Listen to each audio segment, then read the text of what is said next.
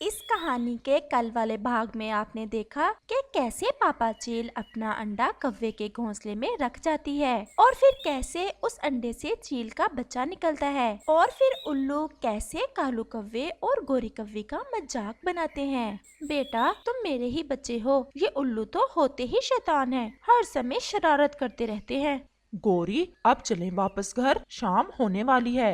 और फिर वो सब वापस अपने घर चले जाते हैं। मामा पापा मैं अब बड़ा हो गया हूँ और अब आपके लिए भोजन मैं ही लाया करूँगा और भाई भी मेरे साथ जाया करेगा। हमें पता है मेरे बेटे अब तुम बड़े हो गए हो, लेकिन हमें अपने बच्चों के लिए भोजन लाकर खुशी होती है, क्योंकि माँ बाप के लिए बच्चे हमेशा छोटे ही होते हैं, चाहे वो कितने भी बड़े हो जाएं। और फिर रात हो जाती है और वो सब सो जाते हैं। प्यास बहुत ज्यादा लगी हुई है, मैं नदी पर जाती हूँ पानी पीने, लेकिन वहाँ तो शैतान उल्लू भी होंगे। मैं गोरी कव्वी को साथ ले जाती हूँ, नहीं तो वो शैतान उल्लू मुझे अकेली देखकर बहुत तंग करेंगे। और फिर ऐसा कहते हुए रानो चिड़िया गोरी कव्वी की तरफ चली जाती है। रानो कैसे आई हो आज मुँह अंधेरे ही? मुझे प्यास लगी थी, नदी पर पानी पीने जाना था। तुम्हें तो पता है शैतान उल्लू इस समय नदी पर ही होते हैं, सोचा तुम्हें भी साथ ले चलती हूँ। अच्छा ही हुआ जो तुम मेरी तरफ चली आई, मुझे भी बहुत ज्यादा प्यास लगी हुई थी। कालू तुमने जाना है पानी पीने? नहीं, मैं थोड़ी देर बाद जाऊँगा, तुम जाओ रानो के साथ और पानी पी आओ। और फिर गौरी कव्वी और रानो चिड़िया नदी की तरफ पानी पीने चली जाती हैं। वो दोनों पानी पी ही रही थी कि वहाँ शैतान उल्लू आ जाते हैं। कव्वी और चिड़िया, आज फिर तुम दोनों ने पानी हमसे पहले पी लिया। तुम्हें अच्छे से पता है कि हम तुम्हारा जूठा नहीं पी सकते। तो अपने लिए कहीं अलग से नदी ढूंढ लो, ये नदी तो सब पक्षियों की सांझी है, यहाँ तो तुम्हें जूठा पानी पीना ही पड़ेगा। गोरी बहन छोड़ो, क्यों इनके मुँह लग रही हो, हम बताते हैं तुम्हें ये नदी किसकी है। और फिर ऐसा कहते हुए वो उल्लू रानो चिड़िया और गोरी कव्वी पर हमला कर देते हैं और उन्हें मारना शुरू कर देते हैं। ये केवल इसलिए कि तुम्हें कल याद रहे कि उल्लुओं के पानी पीने के बाद पानी पीना है तुम दोनों ने। और फिर ऐसा कहते हुए वो उल्लू वहाँ से चले जाते हैं। गोरी तुम्हारे तो सर से खून निकल रहा है, मैंने तुम्हें कहा भी था कि क्यों इनके मुंह लग रही हो। ये लड़ना चाहते थे, अगर मैं ना भी बोलती तो फिर भी ये लड़ाई जरूर करते। और फिर वो दोनों अपने अपने घरों को चली जाती हैं। गोरी, ये तुम्हारे सर से खून कैसे निकल रहा है? क्या झगड़ा हुआ है तुम्हारा किसी से? कुछ नहीं, कहीं किसी झाड़ी से सर टकरा गया होगा। माँ, ये किसी पक्षी के पंजों के निशान है। माँ, किसने मारा है आपको? माँ बताओ ना, मैं उसका खून ही पी जाऊंगा। नहीं बेटा, कुछ नहीं हुआ, तुम ये भोजन खा लो और सो जाओ। और फिर रात हो जाती है और गोरी और कालू के दोनों बेटे सो जाते हैं। कालू, मुझे ऐसा लग रहा है जैसे ये बच्चा सच में हमारा ही हो, जरा भी अपनी आंखों से परे करने को मन नहीं करता मेरा इसे। ये हमारा बच्चा बहुत बहादुर है। इसकी रगों में आखिर खून तो एक चील का ही है ना, अगर हम मर भी गए तो अच्छे से रक्षा करेगा अपने भाई की।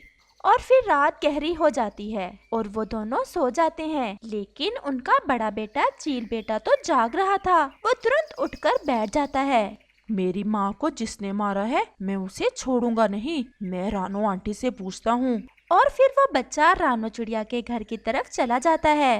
रानो आंटी, रानो आंटी। अरे बेटा, तुम इतनी रात के यहाँ क्या करने आए हो, और वो भी अकेले ही? आंटी, माँ को किसने घायल किया? माँ के सर से खून निकल रहा था जब वो नदी से पानी पीकर आई थी।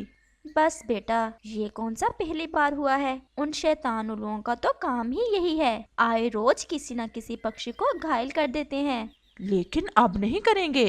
ऐसा कहते हुए वो चील बेटा वहाँ से चला जाता है। वो सीधा उल्लुओं के घोंसलों की तरफ जाता है। उल्लू अपने घोंसले में जाग ही रहे थे। तुमने मेरी माँ को मारा? जी मारा है, लेकिन तुम्हारी माँ को नहीं, गोरी कव्वी को मारा है। तुम तो ऐसे ही उसके बेटे बने फिरते हो, तुम तो एक चील के बच्चे हो। मैं बताता हूँ तुम्हें कि तुमने किसे मारा है। और फिर ऐसा कहते हुए चील बेटा उन उल्लुओं पर हमला कर देता है और वो उन दोनों को मारने लगता है। वो अपनी तेज चोंच से मार मार कर उन उल्लुओं का बुरा हाल कर देता है। अगर मैं चाहूँ तो तुम्हें जान से भी मार सकता हूँ, लेकिन छोड़ रहा हूँ केवल इसलिए कि तुम याद रखो और बाकी उल्लुओं को भी बता दो कि अब इस जंगल में अगर तुमने किसी से पंगा लिया तो समझ लेना सब पिटोगे मुझसे।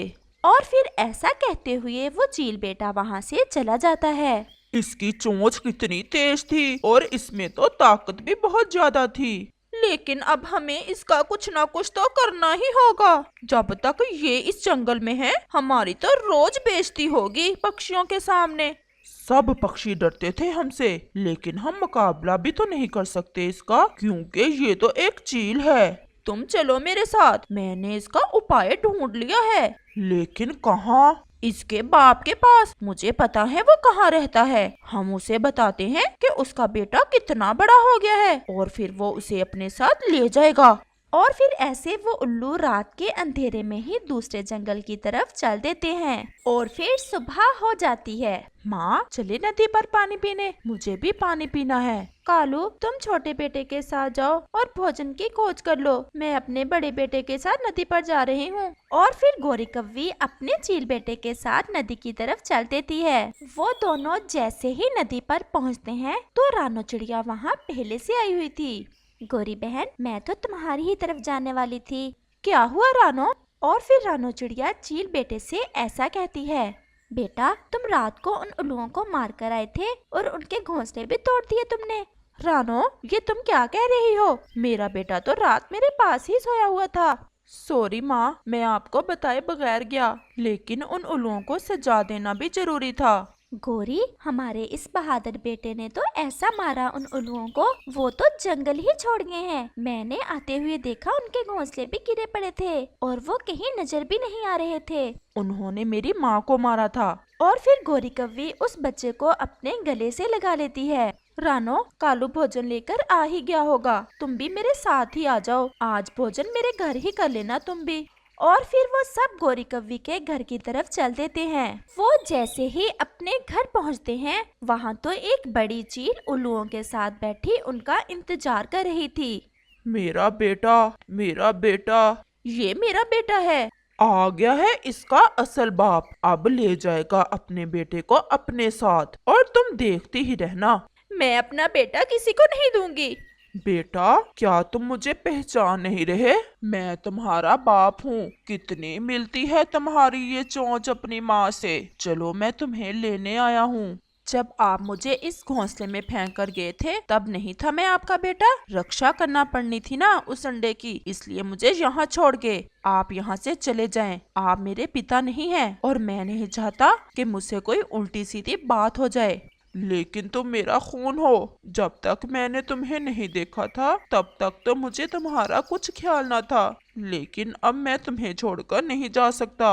उल्लुओं तुम कितनी भी शैतानी कर लो, ये बच्चा अब हमारा है और ये हमें छोड़कर कहीं नहीं जाने वाला और तुम्हारी कोई चाल नहीं चलेगी। आप यहाँ से चले जाएं और मुझे मजबूर ना करें कि मैं आपके सामने कोई बदतमीजी करूं। मुझे जरा भी आपसे प्यार नहीं है। अब मेरे माता पिता यही हैं जिन्होंने मुझे बड़ा किया, मेरे मुंह में भोजन डाल डाल कर मुझे बड़ा किया और सबसे बढ़कर मुझ पर विश्वास किया। अगर ये चाहते तो मुझे उसी दिन मार सकते थे जब इन्हें पता चला था कि मैं एक चील का बच्चा हूँ। जब तुम्हारी माँ मर गई मैं तब भी मजबूर था और अब भी मजबूर हूँ। मैं अगर तुम्हें खुशियाँ दे ना सका तो मैं तुम्हारी खुशियाँ छीनूंगा भी नहीं तुमसे।